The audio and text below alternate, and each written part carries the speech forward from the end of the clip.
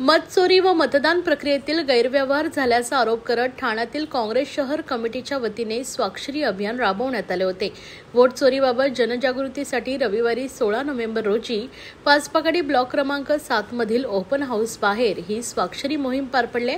यावेळी वोट चोर गद्दी छोड आपली एक सही आपल्या लोकशाहीसाठी आपल्या देशासाठी सजग ठाणेकर मतदारांसाठी अशा आशयाचे फलक झळकवण्यात आले होते।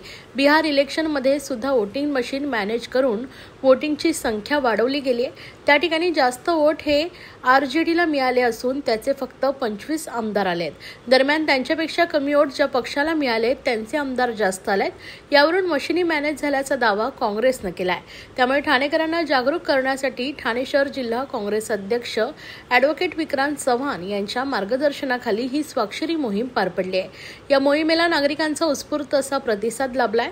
मोहिमेदरम्यान ठाणे शहर जिल्हा काँग्रेस अध्यक्ष ॲडव्होकेट विक्रांत चव्हाण, काँग्रेस ब्लॉक क्रमांक 7चे अध्यक्ष डॉक्टर जयेश परमार यांच्यासह इतर महिला व पुरुष पदाधिकारी कार्यकर्ते उपस्थित होते।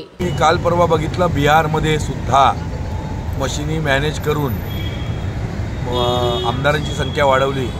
जास्ती वोट्स हे आरजेडीला मिळालेले आहेत आणि जास्ती वोट्स आरजेडीला मिळालेले असताना सुद्धा आमदार त्यांचे 25 आले आणि त्यांच्यापेक्षा कमी वोट्स ज्या पक्षाला मिळाले त्यांचे आमदार जास्ती आले।